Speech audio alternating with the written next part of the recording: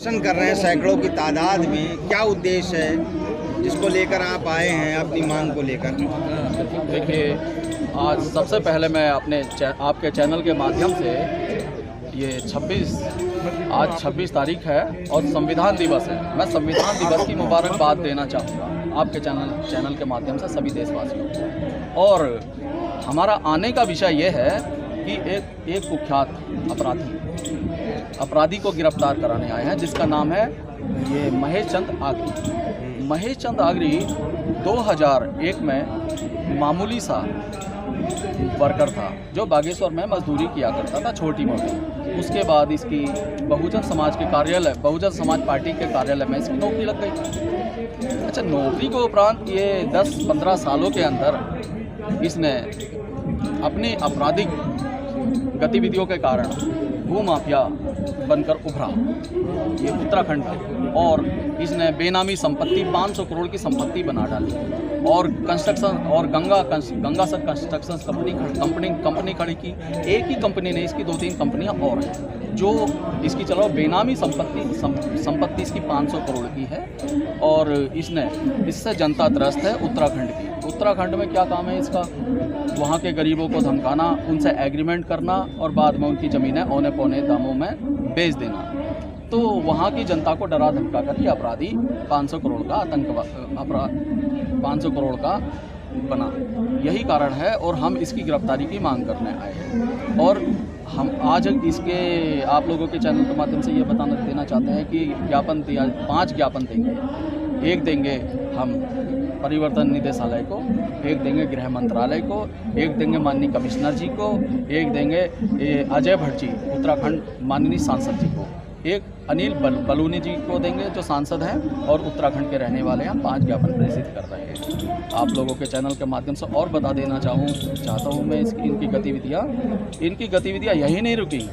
इन्होंने क्या कर रखा है, इनकी पहली बीवी थी, उसका पहली बीवी का भी आरोप है कि इसने अपने बेटे को ही मार दिया, खुद का बेटा, उसके बेटे को मारने का आरोप है इस पर, महेश चंद आगरी पर। और महेश चंद आगरी यही नहीं रुका, इसने और इस पर संगीन धाराएं 302, 120B के तहत ये वांछित अपराधी है।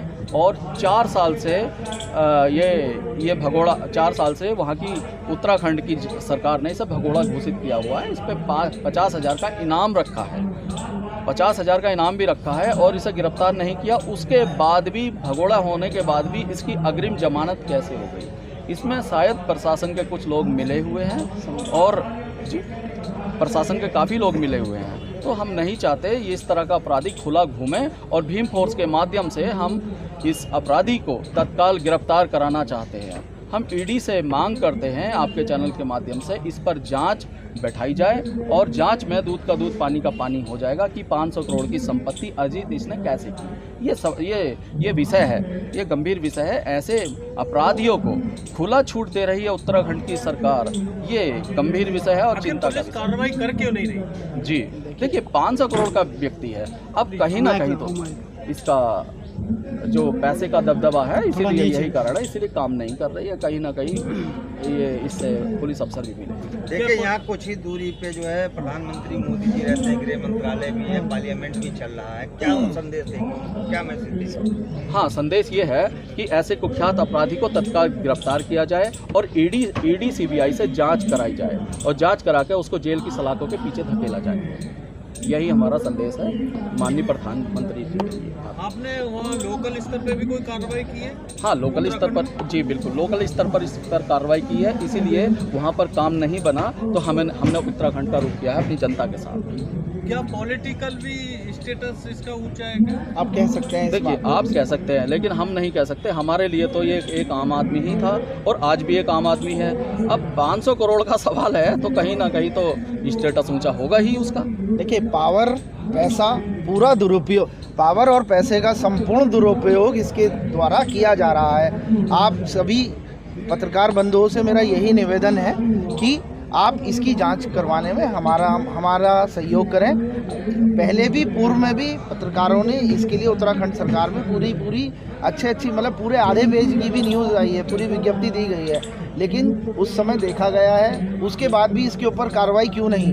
हमारा प्रशासन से, सरकार से यह क्वेश्चन है, यह प्रश्न है कि आप गरीबों का हक कब दिलवाएंगे। इसके पास आप जैसा कि हमारे भाई ने बताया आपको कि इनके पास 500 करोड़ से ऊपर की संपत्ति है, तो जो 500 करोड़ से ऊपर की जिस व्यक्ति के पास संपत्ति हो, आप खुद समझ सकते हैं, जिस पे इतनी संगीन धाराओं के बावजूद उत्तराखंड सरकार उसको गिरफ्तार करने में संकोच कर रही है, तो कहीं ना कहीं कितना बड़ा षड्यंत्र प्रशासन के द्वारा भी कहूँगा जो रचा जा रहा है गरीबों के लिए।